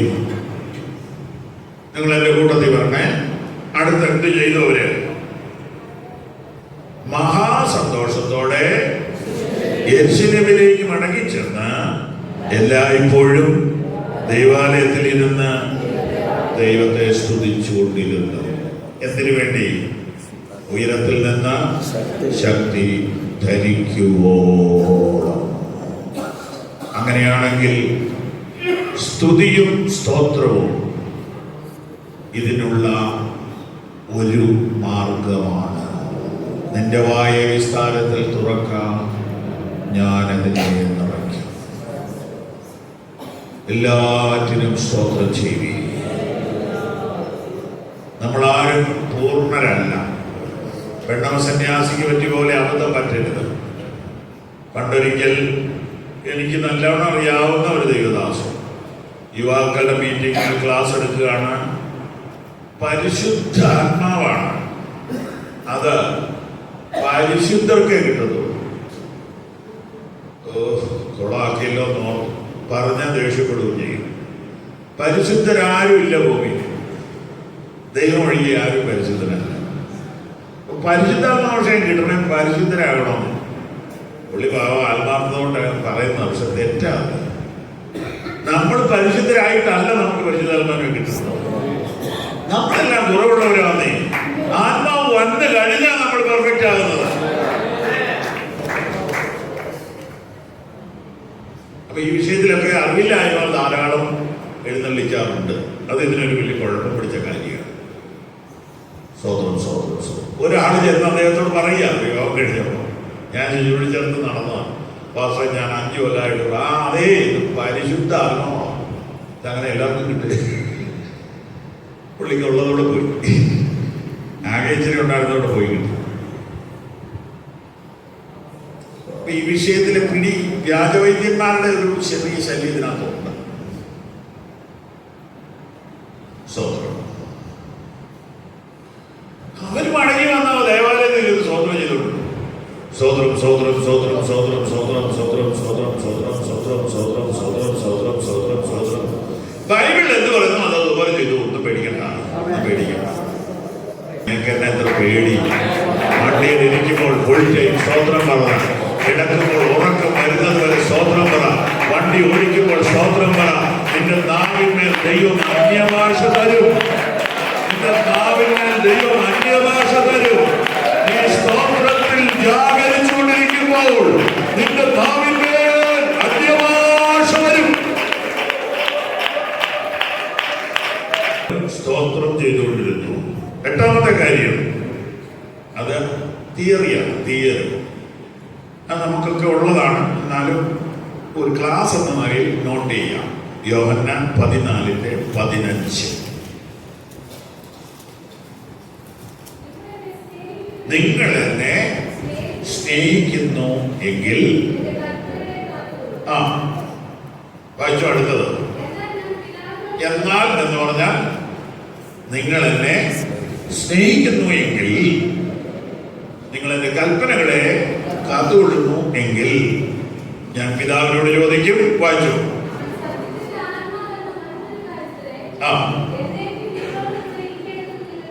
അപ്പൊ 8ഉം 9ഉം കൂടെ കിട്ടുകയാണ്. 8 കർത്താവിനെ സ്നേഹിക്കുക, 9 കർത്താവിന്റെ വചനം അനുസരിക്കുക, 10 സങ്കീർത്തനം 45:7.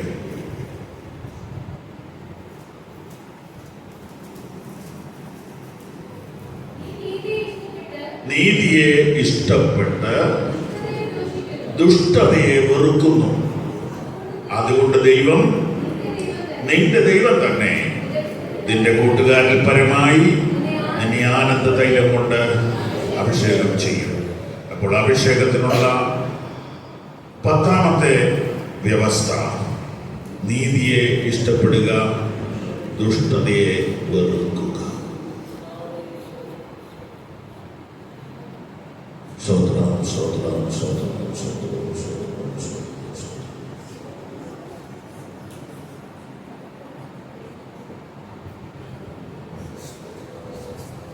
അപ്പോസ്തല പ്രവൃത്തികൾ 2-ാം അധ്യായം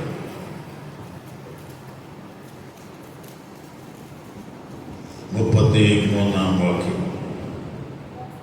അവൻ ദൈവത്തിന്റെ വലതുഭാഗത്തേക്ക് ആ, ആരോഹണം ചെയ്ത് യേശു ക്രിസ്തു സ്വർഗാരോഹണം ചെയ്യുകയാണ്. നമ്മൾ ഈ ക്ലാസ് അതിൻ്റെ കൺക്ലൂഷനിലേക്ക് വരികയാണ്. ഈ 32 വാക്യം. ഈ യേശുവിനെ ദൈവം ഉയർത്തെഴുന്നേൽപ്പിച്ചു, അതിന് ഞങ്ങളെല്ലാവരും സാക്ഷികൾ. അവൻ ദൈവത്തിന്റെ വലത്ത് ഭാഗത്തേക്ക് ആരോഹണം ചെയ്തു. പരിശുദ്ധമാവുന്ന വാഗ്ദത്തം പിതാവിനോട് വാങ്ങി നിങ്ങളെ കാണുകയും കേൾക്കുകയും ചെയ്യുന്നത് പകർന്നു തന്നു. എങ്കിൽ എനിക്ക് ഒത്തിരി മണിക്കൂറുകൾ ഈ വിഷയത്തിന് വേണ്ടി സമയമെടുത്തപ്പോൾ മനസ്സിലായ ഒരു കാര്യവും കൂടെ പറയട്ടെ. ക്രിസ്തുവിൻ്റെ ക്രൂശീകരണം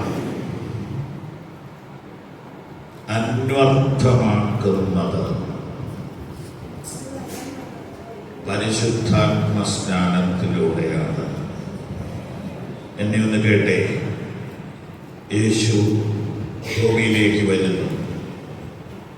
അത് പിതാവും പുത്രനും തമ്മിലുള്ള ഒരു എഗ്രിമെൻ്റാണ്. അവൻ ദൈവത്തോടുള്ള സമത്വം മുറുകെ പിടിച്ചു കൊള്ളണമെന്ന് വിചാരിക്കാതെ ദാസരൂപമെടുത്ത് മനുഷ്യ സാദൃശ്യത്തിലായി തന്നെത്താൻ ഒഴിച്ചു. ക്രൂശിലെ മരണത്തോളം അനുസരണമുള്ളവനായി തീർന്നു.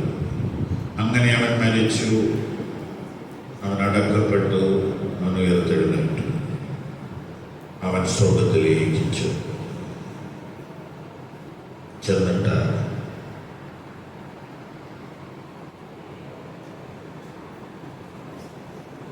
ദൈവത്തിൻ്റെ വലത്ത് ഭാഗത്തേക്ക് ആരോഹണം ചെയ്തു. പരിശുദ്ധാത്മാവെന്ന വാഗ്ദത്തം പിതാവിനോട് വാങ്ങി നിങ്ങളെ കാണുകയും കേൾക്കുകയും ചെയ്യുന്നത് പകർന്നു തന്നു. ഞാനിങ്ങനെ ഒന്ന് പറഞ്ഞോട്ടെ. ഭൂമിയിൽ പിതാവേൽപ്പിച്ച ദൗത്യം പൂർത്തിയാക്കി സ്വർഗത്തിൽ ചെന്ന പുത്രൻ ആദ്യം പറഞ്ഞ കാര്യം എന്നാണെന്നറിയാം. പിതാവേ, ഞാൻ അവർക്ക് ഒരു വാഗ്ദത്തം കൊടുത്തിട്ടാണ് പോകുന്നത്. ഞാൻ അവരെ വിട്ടുപോന്നപ്പോൾ അവരുടെ ഹൃദയം കലങ്ങി. ഞാൻ അവരോട് പറഞ്ഞു, ഞാൻ പോയാൽ കാര്യസ്ഥനെ അയക്കാം. ഞാൻ നിങ്ങളെ അനാഥരായി വിടുകയില്ല.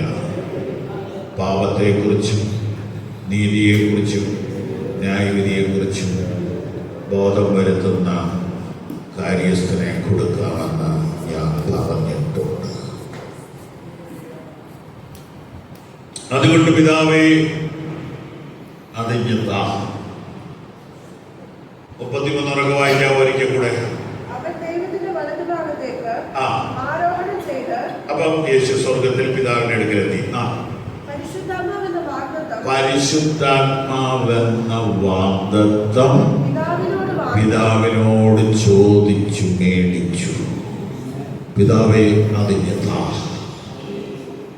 ഞാൻ രക്തം കൊടുത്ത് സമ്പാദിച്ച സഭയ്ക്ക് ഞാനത് കൊടുക്കട്ടെ. അതാണ് പെന്തക്കോസ്ത് നാളിൽ സംഭവിച്ചത്. അത് നമുക്കും പ്രാപിക്കട്ടെ. സ്തോത്രം, സ്തോത്രം, സ്തോത്രം, സ്തോത്രം, സ്തോത്രം. അതിനുവേണ്ടി ദാഹത്തോടെ, ആർത്തിയോടെ, വിശ്വാസത്തോടെ, സ്തോത്രത്തോടെ, പ്രാർത്ഥനയോടെ ചില മിനിറ്റുകളിൽ നമുക്ക് ദൈവസന്നിധിയിൽ ആയിരിക്കാം. ആത്മസ്നാനത്തിൻ്റെ ഏകവും പ്രത്യക്ഷവുമായ അടയാളമാണ് അന്യഭാഷയെന്ന് പാസ്റ്റർ കെ. എബ്രഹാമിന്റെ പുസ്തകത്തിൽ എഴുതി. എന്നാൽ പിന്നത്തേതിൽ അതിനൊരു ചെറിയ ഭേദഗതി വന്നു. ഏകം എന്ന വാക്കെടുത്തു കളഞ്ഞു. പിന്നാലെ വന്ന അധ്യാപകർ, എനിക്കും അതിനോട് യോജിപ്പുണ്ട്. ഏകം എന്ന് പറയുന്നില്ല, പരിശുദ്ധാത്മ സ്നാനത്തിന്റെ പ്രത്യക്ഷമായ അടയാളം അന്യഭാഷയാകുന്നു. എന്താ തെളിവ്? അപ്പോസ്തലപ്രവൃത്തി 2-ാം അധ്യായമാണ് ആദ്യത്തെ തെളിവ്. 8-ാം അധ്യായമാണ് അടുത്ത തെളിവ്. 10-ാം അധ്യായമാണ് അടുത്ത തെളിവ്. 19-ാം അധ്യായമാണ് അടുത്ത തെളിവ്. പിന്നെ ഇവിടെ വന്നിരിക്കുന്ന ദൈവമക്കളാണ് ഒടുവിലത്തെ തെളിവ്. അന്യഭാഷ. ഇന്നലെ ഞാൻ പറഞ്ഞല്ലോ, അന്യഭാഷയുടെ ഡോക്ട്രിൻ എവിടെയാ? ഹിസ്റ്ററി മാത്രമേ അപ്പോസ്തലപ്രവൃത്തിയിലുള്ളൂ. അപ്പോസ്തലപ്രവൃത്തിയിൽ 4 സ്ഥലത്ത് ഹിസ്റ്റോറിക്കലായിട്ട് അത് കാണാം. എന്നാൽ ഡോക്ട്രിനൽ, അതായത് ഉപദേശപരം എവിടെയാ? 1 കൊരിന്ത്യർ 14.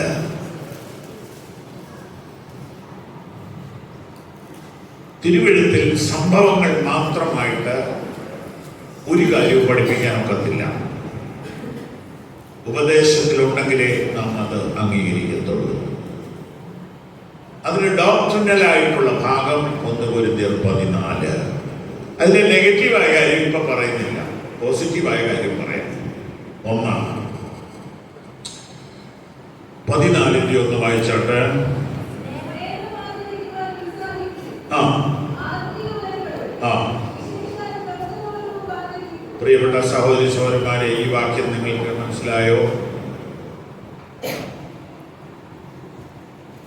മൂപ്പന്മാരെ നിങ്ങൾക്ക് മനസ്സിലായോ? മനസ്സിലായി. മനസ്സിലാഞ്ഞിട്ടല്ലല്ലോ. അതുകൊണ്ടൊന്നാണ് ശ്രദ്ധിച്ചേ. ആത്മീയ വരങ്ങളും വിശേഷാൽ പ്രവചനപരവും വാഞ്ചിക്കുക എന്ന് പറഞ്ഞാൽ ആഗ്രഹിക്കുക. കരങ്ങൾ ഉയർത്തി ആമേൻ പറഞ്ഞ അടുത്ത വാചകം.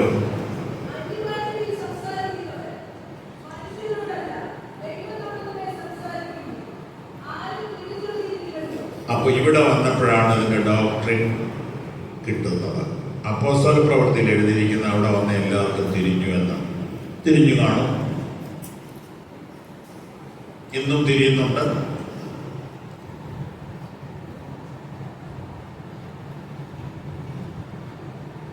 ഒത്തിരി സംഭവങ്ങൾ ഈ പുസ്തകത്തിൽ ഞാൻ രേഖപ്പെടുത്തിയിട്ടുണ്ട്. അതുകൂടാതെ ഇപ്പൊ പുതിയത് ഒത്തിരി ഞാൻ അവിടുന്ന് ഇവിടുന്ന് എല്ലാം കാണുന്നു, കേൾക്കുന്നു. തിരിയുന്നത് എന്തുകൊണ്ട്, എങ്ങനെ? അവിടെ 18 ഭാഷക്കാർ വന്നിരുന്നു. അവരുടെ ഭാഷയിൽ ഇവർ സംസാരിക്കുന്നത് അവർ കേട്ടു. എന്നാൽ ഇവിടെ വന്നപ്പോൾ അതിൻ്റെ ഉപദേശം പറയുകയാണ്, അന്യഭാഷയിൽ സംസാരിക്കുന്നവൻ മനുഷ്യരോടല്ല ദൈവത്തോടത്രേ സംസാരിക്കുന്നു. ആരും തിരിച്ചറിയുന്നില്ല. എൻ്റെ പ്രിയപ്പെട്ടവരെ, തിരിച്ചറിയുന്നില്ലെന്ന് പറഞ്ഞാൽ പിന്നെ എന്തിനാ വിഷയത്തിൽ ഭാരപ്പെടുന്നേ? അതൊക്കെ നമ്മള് ദുർവ്യാഖ്യാനം ചെയ്യാനോ വിമർശിക്കാനോ ഒന്നും നമ്മൾ ഒരുങ്ങരുത്. അത് അങ്ങനെ തന്നെ അങ്ങ് വിശ്വസിക്കുക. ഓക്കെ. പക്ഷേ തിരിച്ചറിയുന്നില്ലെങ്കിലും അടുത്ത വാചകം, അവൻ സംസാരിക്കുന്നത് മർമ്മമാണ്. ഒരു ഉദാഹരണം പറയാം. പഴയ ദേവദാസന്മാർ പറഞ്ഞതാണ്. മെനെ തെക്കേ ഉഫസ്. ഈ വാക്ക് തർജ്ജിമ ചെയ്താൽ എണ്ണി എണ്ണി തൂക്കി കണ്ടിച്ചു. ഇതാണ് തർജ്ജിമ. പക്ഷെ ദാനിയേൽ തർജ്ജിമയല്ല ചെയ്തത്, വ്യാഖ്യാനമാണ് ചെയ്തത്. ദൈവം നിന്റെ രാജ്യത്വം എണ്ണി, ലാശിൽ നിന്നെ തൂക്കി, കുറവുള്ളവനായി കണ്ടിരിക്കുന്നു. നിന്റെ രാജ്യത്വം മുറിച്ച് മേദ്യർക്കും പാർസികൾക്ക് വാങ്ങിക്കൊടുത്തു. ഇത് പറയുമ്പോൾ അവൻ്റെ അരയുടെ എല്ലുകൾ ആണ്. അന്യഭാഷ പറഞ്ഞാൽ എന്ത് സംഭവിക്കും?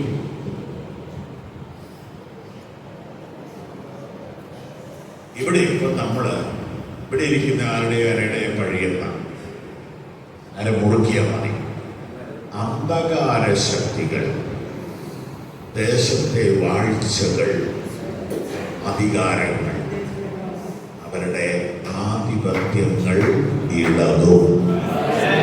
ഒരു സ്ഥലത്തിരുന്നുകൊണ്ട് ഒരു ദൈവസഭ ആത്മാവിൽ പ്രാർത്ഥിച്ചാൽ, അന്യഭാഷയിൽ പ്രാർത്ഥിച്ചാൽ, ദേശത്ത് വാഴുന്ന അന്ധകാര ശക്തികൾ കീഴടങ്ങും. സ്വതന്ത്രം. അപ്പോൾ അവൻ മണ്ടത്തരമല്ല പറയുന്നത്, ആത്മാവിൽ മർമ്മമാണ് പറയുന്നത്. ഇനി 5-ാം വാക്യം, അല്ല 4-ാം വാക്യം.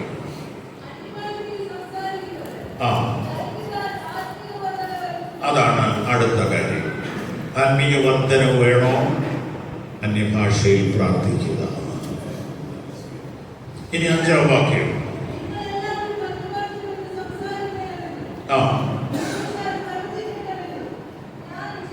ആരാ പറഞ്ഞത്? പൗലോസ്. അദ്ദേഹം എന്താ ആഗ്രഹിക്കുന്നത്?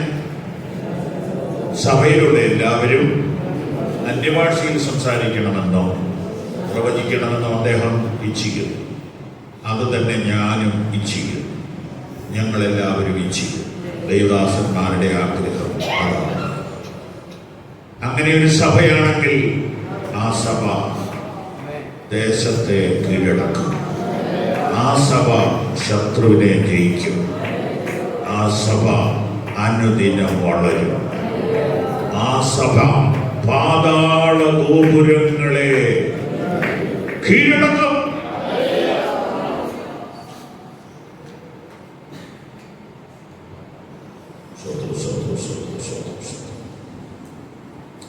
ഇനി ചില ക്രമീകരണങ്ങൾക്ക് വേണ്ടിയാണ് ഈ കൊരിന്ത്യലേഖനം എഴുതുന്നത്. അതിൻ്റെതായ ചില ഭാഗങ്ങളൊക്കെ അവിടെ ഉണ്ട്. അതൊക്കെ ഞാൻ അംഗീകരിക്കുന്നു.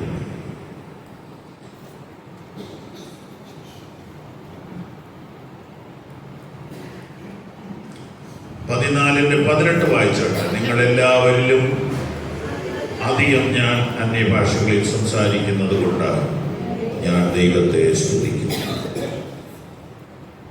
എങ്കിലും സഭയിൽ 10,000 വാക്ക് അന്യഭാഷയിൽ സംസാരിക്കുന്നതിനേക്കാൾ മറ്റുള്ളവരെയും പഠിപ്പിക്കേണ്ടതിന് ബുദ്ധി കൊണ്ട് 5 വാക്ക് പറവാൻ ഞാൻ ഇച്ഛിച്ചു. ഇതാണ് ഇതിൻ്റെ ഉപദേശം. പൗലോസ് അപ്പോസ്തലൻ ഉപദേശം പറയുമ്പോൾ അദ്ദേഹം പറയുന്നു, എൻ്റെ യോഗ്യത ഞാൻ പറയാം, ഞാൻ നിങ്ങളെക്കാളെല്ലാം അന്യഭാഷയിൽ സംസാരിക്കുന്ന ആളാണ്. അങ്ങനെയുള്ള ഒരാൾക്ക് മാത്രമേ ഈ വിഷയത്തെക്കുറിച്ച് അഭിപ്രായം പറയാൻ അവകാശമുള്ളൂ. അല്ലാത്ത ഒറ്റയാളെ ഈ വിഷയത്തിൽ ഒന്നും പറയണ്ട. പൗലോസ് പറഞ്ഞു, ഞാൻ ഈ വിഷയത്തെക്കുറിച്ച് എഴുതാൻ കാരണം ഞാൻ നിങ്ങളെക്കാൾ അധികം അന്യഭാഷയിൽ പ്രാർത്ഥിക്കുന്ന ആളാണ്. പക്ഷേ ഞാൻ പബ്ലിക് മീറ്റിങ്ങിൽ അന്യഭാഷയല്ല പറയുന്നത്, നിങ്ങളുടെ ഭാഷയിലാണ് പറയുന്നത്. ഞാൻ ഇങ്ങനെയത് നിങ്ങളോട് പറഞ്ഞു തരട്ടെ. പൗലോസ് ജനത്തോട് പറയുമ്പോൾ ജനത്തിൻ്റെ ഭാഷയിലും, ദൈവത്തെ ആരാധിക്കുമ്പോൾ അന്യഭാഷയിലും.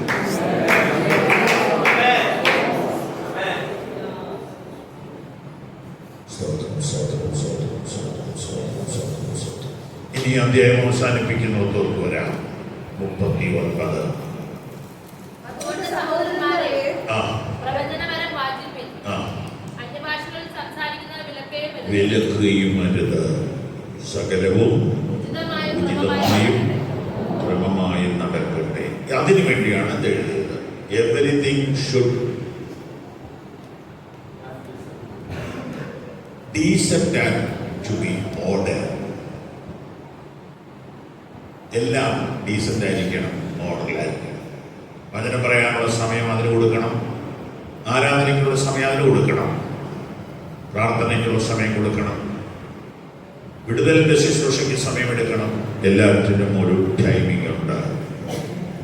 എല്ലാം ശാന്തമായും ഉചിതമായും നടക്കട്ടെ.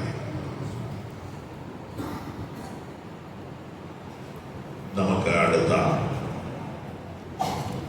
10 മിനിറ്റ് പ്രാർത്ഥനയ്ക്കായിട്ട് എടുക്കുക.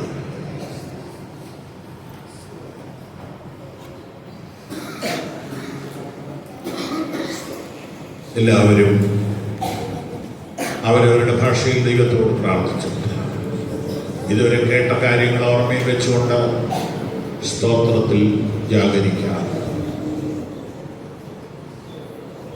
സ്തോത്രം സ്തോത്രം സ്തോത്രം സ്തോത്രം സ്തോത്രം ആത്മാവിനെ പകരുവാൻ എനിക്ക് കഴിയത്തില്ല. എന്നാൽ ഞങ്ങൾ കൈവച്ച് പ്രാർത്ഥിക്കാറുണ്ട്. ആത്മാവിനെ പകരുന്നത് കർത്താവാണ്. പിതാവിനോട് വാങ്ങിയവൻ പകർന്നു തരും. അന്ന് അവർക്ക് കൊടുത്തു, ഇന്ന് നമുക്ക് തരും. ഈ അന്യഭാഷയുടെ അനുഭവം നിന്ന് പോയിട്ടില്ല. ഇന്ന് രാത്രി അത് പ്രാപിക്കാൻ വാഞ്ചയോടെ വാഞ്ചയോടെ വാഞ്ചയോടെ വാഞ്ചയോടെ ആർത്തിയോടെ ദാഹത്തോടെ അടുത്തു വരിക. നഷ്ടപ്പെട്ടു പോയ നാളുകളെ ഓർത്ത് വിലാപത്തോടെ പ്രാർത്ഥിക്കുക. വലിയൊരു ആത്മപകർച്ചയില്ല ദൈവമേ കൂട്ടത്തിന്മേലായിക്കട്ടെ എന്ന് ഞാൻ പ്രാർത്ഥിക്കുന്നു. ഹല്ലേലൂയ. സ്തോത്രം സ്തോത്രം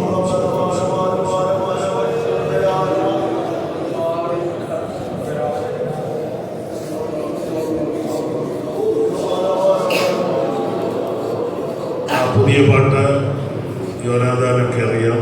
ഇന്ന് മുമ്പോട്ട് വന്ന ആ പാട്ടൊന്ന് പാടാൻ പരിശുദ്ധാത്മാവെ എഴുന്നള്ളേണം.